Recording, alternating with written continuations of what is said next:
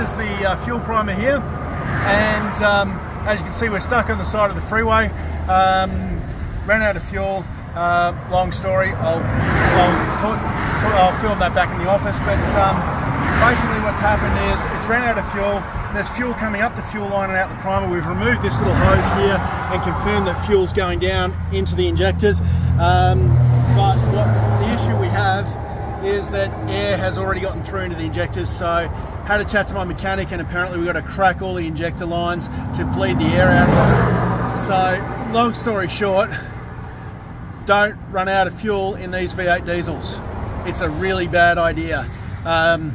Hopefully this is the first and last time this happens. But you don't want to be doing this, because it's not just as simple as tipping a jerry load of fuel in and pumping this a few times and then starting if air has gotten past. So my 2 cents on this, with my vast mechanical knowledge not, is if you look like running out of fuel, stop immediately before it gets to the point that it's starting to suck air. Go to a servo. Or go to a servo. Look, you could do that. I mean, anyway guys, waiting for a towie, and we'll be out of here. Trooper Matt's come out to help me out, and he's got his own issues. He's just recently put a new servo in that, and he needs to tune that. It's overheating a little bit, so he doesn't need a 3-ton boat anchor with adding additional load till he's got that all tuned up, but it's going to be a beast. So here we are on the side of the freeway.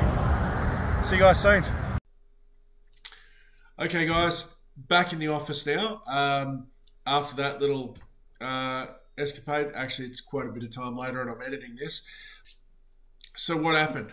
I was doing my day job and headed down the freeway to Benalla for a site visit. And when I left Albury, noticed I was low on fuel, but recognised I had enough fuel to get to Benalla. Said to myself, I've got to refuel in Benalla before I leave, and had every intention of doing just that. Instead, what happened, just as I jumped in the car and was leaving site, my phone rang, went through the hands-free on the car, and I was on the phone. So went back on autopilot, jumped straight on the freeway and headed home. Now, I finished that phone call just before getting to the Barney turnoff, where there's a roadhouse. Just as I've gotten off the phone call, I've seen there's an orange light on the dash. That'd be the fuel light. I had no idea how long it had been on for, and I remembered that I was supposed to get fuel before I headed back. I hadn't ever run the 76 out of fuel, so I didn't really know what my range was once the fuel light came on, and in this case I didn't even know when the fuel light actually came on. So all this was going through my mind just as I passed the Barney exit on the freeway, with no easy way to turn around and go back to it. I thought, it's only 9 or 10 k's from here to Wodonga. There's a servo at West Wodonga. Surely I will make it there. Guess what? I didn't. Now, the last time I ran out of fuel in a car, which will probably surprise some of you, was some time ago. Back when I had a VX Commodore wagon, actually. And that had a faulty fuel gauge, so I'm going to say I had some reasonable justification in that case for running out of fuel. Now, in this case, yeah, inattention, driver error, stupidity, you know, they're the only reasons I have in this case. So when I ran out of fuel in the VX, it was a simple matter: jerry can of fuel, petrol, tip it in, start the car, away you go. Now, maybe I'm the only one who didn't know this, but with modern diesel engines, it's not that simple. Particularly if you actually do a proper job of running it out of fuel and it sucks any air down the line, which mine did.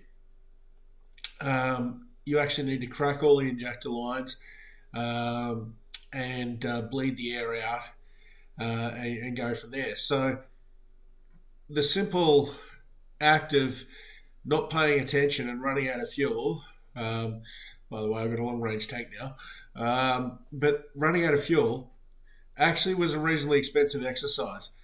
About 150 bucks for the tow and about 150 bucks for my mechanic to crack all the injectors, which he tells me he had to do 3 times to bleed the air out to get the car going again. So this is not something that you want to be doing in the middle of the high country.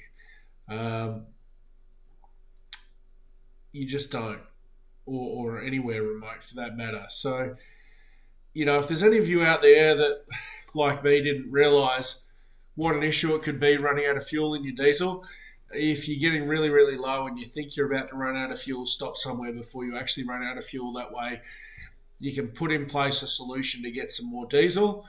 You know, if I'd have stopped a few Ks down the road earlier and rung Trippy Matt 10 minutes sooner, as soon as I got off that phone call, he could have brought me out a jerry can of diesel, which is what he did anyway, tipped that in, and I'd have been mobile again. But because I actually tried to make it to the service station, that's the issue. Anyway, guys, short video. Don't do what I do. Learn from my mistakes. And maybe I'm the only one that knew this was an issue anyway. Have a great day, guys. See you in the next video.